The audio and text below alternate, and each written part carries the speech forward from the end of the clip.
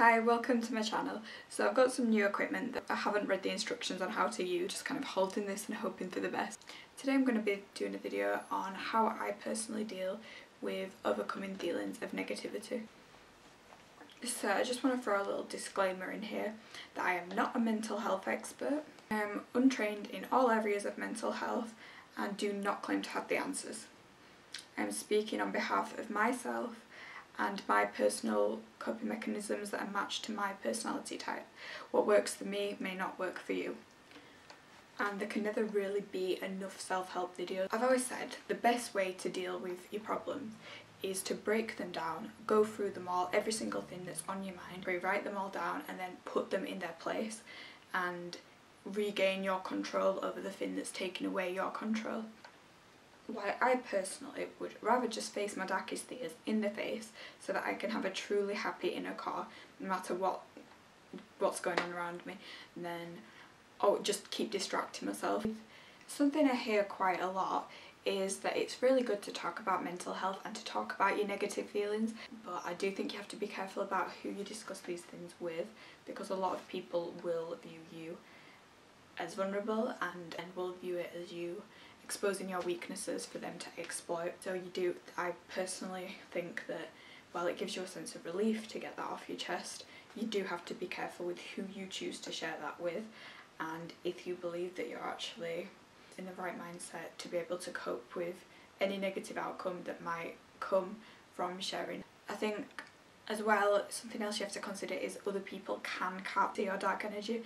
If you're giving them ideas that they didn't necessarily have before, you could actually be accidentally developing insecurities and fears. And other people, again, like I said, I am not a trained professional. I'm only just speaking about things from my own personal experience and my own opinion. So I'm going to go through a list of things that I believe makes me feel negatively, and then I'm going to one by one explain how I deal with each one of these things. I think this is a very personal thing. Everyone has different things that get to them, and these are the ones that particularly affect me. Okay, so I want to make you aware that this video is covering a huge range of topics, so I will be missing out details. So do bear that in mind. I won't be able to go into too much detail on all the specifics because it will be a very broad video. I'm one of those people that suffers really badly with guilt. I do think that feeling embarrassed is something you can kind of get over. At this age I don't really get embarrassed anymore. I feel like that's a much stronger feeling when you're very young, like a teenager or a child. But when it comes to the deeper feelings such as humiliation and shame and guilt, I think those things have become stronger with age, and they can be pretty intense feelings for me sometimes. So this is how I overcome those feelings. When it comes to feelings of guilt, think about what's making you feel guilty. Is it something that really bothered somebody? Are you aware that, does it seem that that person was actually affected by what you did? Because here's something that's worth considering. Most people don't remember the things that you said. They might remember how you made them feel, but most people don't have that good memories, especially when they get older. And the reality is, most of us over time forget the specifics of what people have said to us. There might be the odd thing that really sticks in your mind, and I guess that's where the guilt comes from. It's like, did what I said stick in their mind, or did it not? And I guess you don't know, but it is worth a thought that most people will forget what you did say. Second thing to think about with that is, what were your intentions when you said what you said? Was it something where you were actually in the right and they just made you feel guilty because they were taking advantage of you? If it's something where someone was using you for own personal gain and they were guilt tripping you because you wouldn't say, I don't know, for example, give them money or something, are you really in the wrong? Should you really feel guilty about that? And then there's other things such as when you did actually say something wrong, and did you say that just because you were trying to fit in with other people and look cool, or did you actually mean it? And if you did actually mean it, was it because that person hurt you first, or was it because of jealousy or something else? You can't undo what you've already done.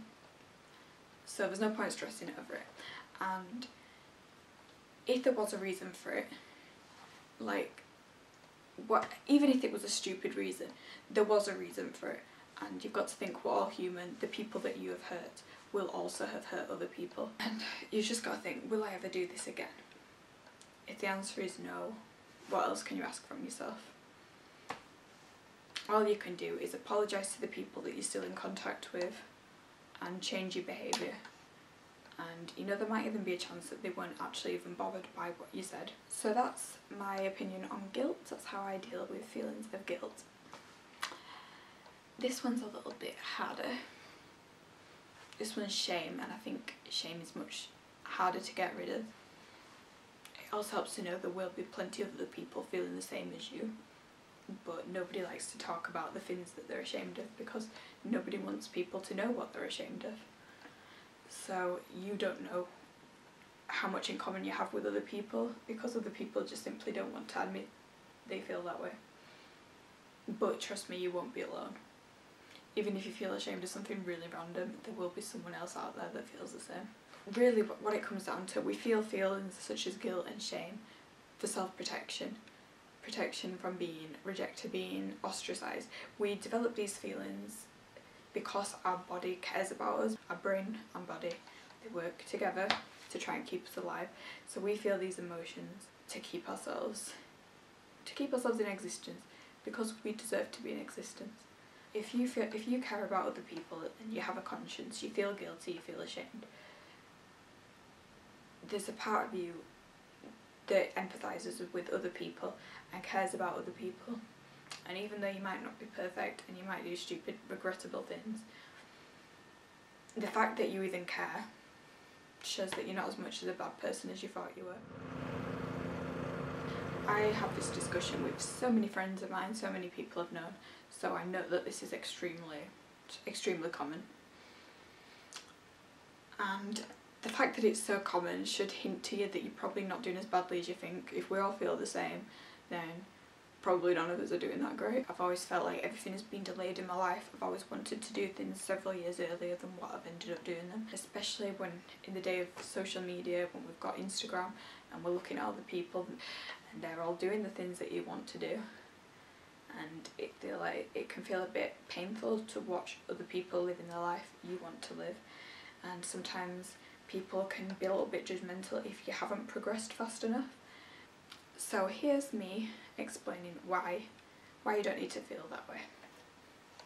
Think about the time when you finally got your way. Was it everything you ever dreamed of, or was it a lot of fun, but were there also difficult times? Were there also lonely times? Were there also times where it was actually quite boring or disappointing, not what you imagined? You know, sometimes there are alternative paths that turn out to be better, and sometimes what you always wanted ends up not being as amazing as you thought it was.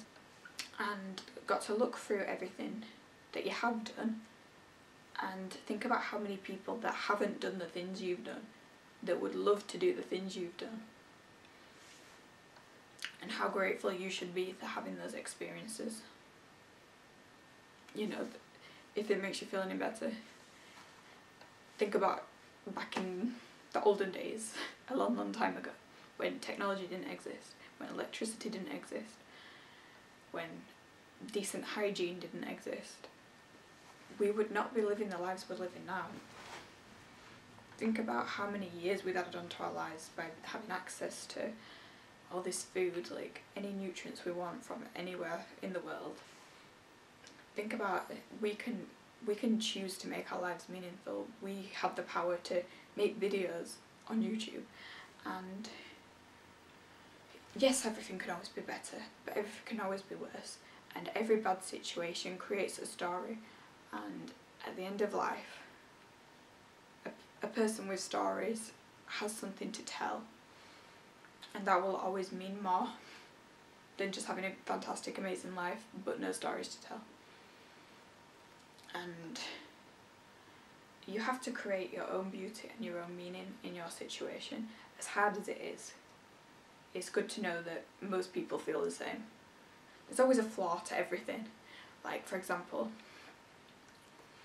it's easy to look at someone and think, oh, they've got a lot of money, they can do this, they can do that, they've got this, they've got that. But are they also sacrificing family time, friend time, time with the people that matter the most to them? Are they missing out on those important relationships for that money? Are they working so hard that they're really exhausted and burnt out? That's one example. Others are the opposite, where you might envy someone's family life and their friends that they've got, the popularity or whatever, but they might envy you for the experiences you've had travelling. They've maybe never left their country before, or maybe they envy you for the credit that you get because maybe you get noticed more than they do for what you've achieved. You know, there's so many different ways of looking at it. Nothing's ever black and white. Everybody has something, and you always have to sacrifice something to get something else that you want. Nothing's ever black and white. So you just have to think about that and think, yes, it looks amazing what this person has, but do you actually want what they have? Would you actually be able to cope with the pressure and the responsibilities they might have? Instead of trying to compete with other people, perhaps it's better to just feel happy for other people, and then maybe the good karma will come back and get you.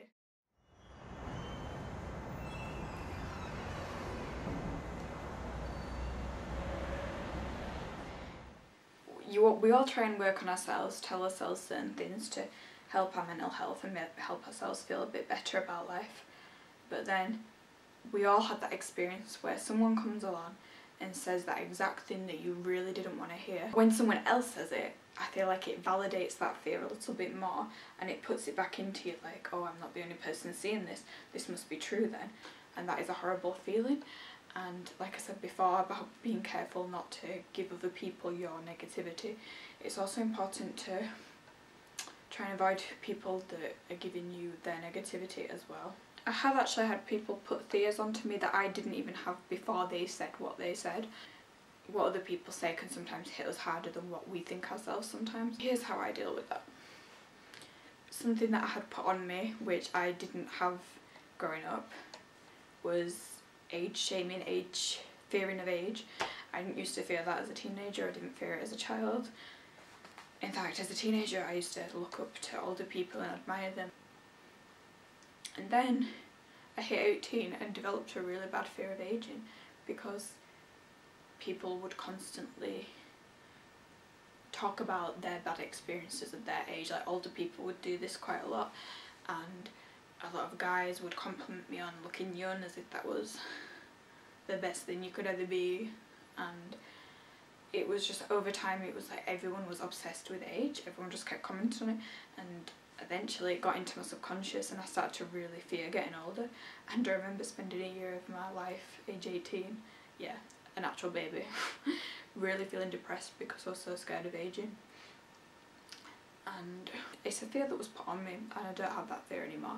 How I learned to deal with it was by realising that you don't really feel any different. In fact, in a lot of ways you feel like you've improved. There's a reason why it's sad to not live past a certain age. The reason why it's sad is because the longer you live, the more amazing people you've met, the more amazing experiences you've had.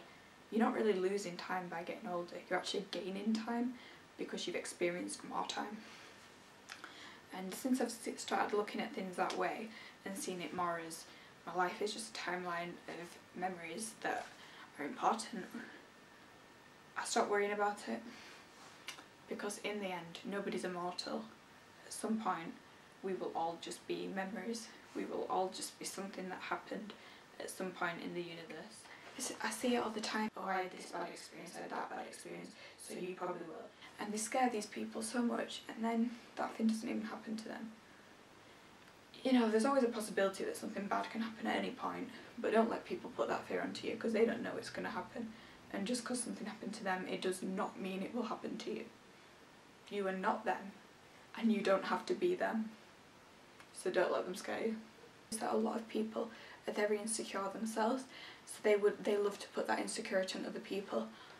And often when someone sees someone that they think has everything, or has something they want, or is simply just not affected by things in the way they are, sometimes people can feel a bit angry about that because they feel badly themselves, so they try to give that negative feeling to you. Some people do it by accident, they just naturally are negative people and they accidentally make you feel bad by talking about how they feel. And while I do agree you should be there to support people, if you're in a moment where you just feel like you cannot deal with this, the best thing to do is to cut that person out, unfortunately. Sometimes you've got to put yourself first. This is something you can't always do, I know. If it's, you know, something at work where it's inevitably you have to be around them, or it's your own family, or, you know, there's certain situations where you can't avoid certain people that bring negativity towards you. But hopefully if you sort of can give yourself the inner strength to sort of look past that and realise that their reality doesn't have to be your reality, and just because they said it doesn't mean it's true, you will find it a lot easier to cope with the negative ideas they're trying to put into your head.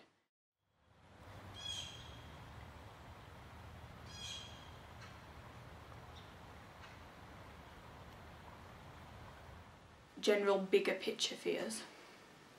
That can be something such as the end of the world, something such as the afterlife, death, things that make you feel out of control because the things that you cannot control. I think these are probably the worst. They're provoking anxiety, and they also really make you question the meaning of your life. It can be fairly easy to end up loving yourself in the now and your life in the now and feeling positive about everything that's current and recent. But when you think of the bigger picture, like, will I be remembered after this amount of time? Will I be able to guarantee that my great-great-great-great-grandchildren don't suffer in a horrible way from global warming or war or something? Now, I'm going to try and explain why you shouldn't worry too much about things that are extremely horrific. One of my biggest fears is people getting hurt, but we can't stop everything. There's always bad people, and you cannot control the fact that they have disturbing thoughts and want to hurt people. There's always going to be natural disasters that hurt people. There's always going to be horrible things happening in nature that we just simply cannot, are out of our hands.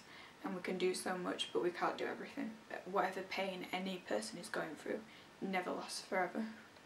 The pain always comes to an end. And think about the times when you've been in really bad pain before. Can you remember it? Does it affect you now? Did your stomachache age 5 affect who you are now? Can you still feel that pain? Eventually, pain fades.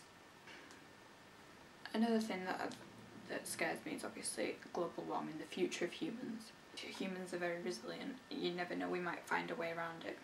If we don't, this comes on to like afterlife stuff, where sometimes it's very easy to feel depressed about what happens after you die. Like, is everything remembered? Does any lesson you learn even count? Does everything just disappear? My opinion is nothing ever disappears, because everything that happened has happened and it can never unhappen. It always has happened. We have a lot of science, which is great. I'm very into science, but that doesn't necessarily mean that there isn't anything else out there. Think about this. Yes, you can look at it in a scientific way. Something created this, that created this, that created this, that created this. So, you know, it was this atom and this hydro blah de blah that did this and did that, and that's how this made that and that made that. Yeah, they've all got explanations for everything, but the first original thing, whatever that was, whatever energy source that was, came out of nowhere. And you can keep going back and back and back with creating more and more like elements and compounds, but it doesn't take the fact away that originally something came out of nowhere for no reason. If you think that's not a miracle, I'm not religious, not against religion. I find it a bit restrictive, so it's not something I buy into. I feel like it's a very humanistic way of making sense of everything, because it's kind of everything that you see in religion seems to be sort of based on human ideals, and I don't think something that's that great it could create all this would really be just coming from our perspective and not nature as a whole. But I do think that there's more than just blackness. How could I not think that when some energy source came out of nowhere and created all this madness? Sometimes you just have to put faith into the fact that you exist for no fucking reason and the whole planet exists for no reason just because some chemicals decided to exist for no reason. Sometimes you have to just consider that maybe things are a little bit more magical than we like to admit. And feeling fears of people forgetting you. You were always a thing, you were always a moment in someone's mind at some point. Think about it, you're not thinking about every memory you've ever had in your life every second, are you? You're only thinking about what you're thinking about right now. But those things are still all in your head. If someone reminds you of them, you remember them. So nothing ever disappears, it just isn't always on the highlight reel. If you keep telling yourself positive things, eventually you'll start to believe them, just like you started believing the negative things. Most of us at some point were introduced to a negative idea and latched onto it, and we need to learn to let those ideas go and start looking at the best in people, and if there's something you're particularly scared of, look into it on a deeper level, figure out why you're scared of it, and find a way to overcome that fear.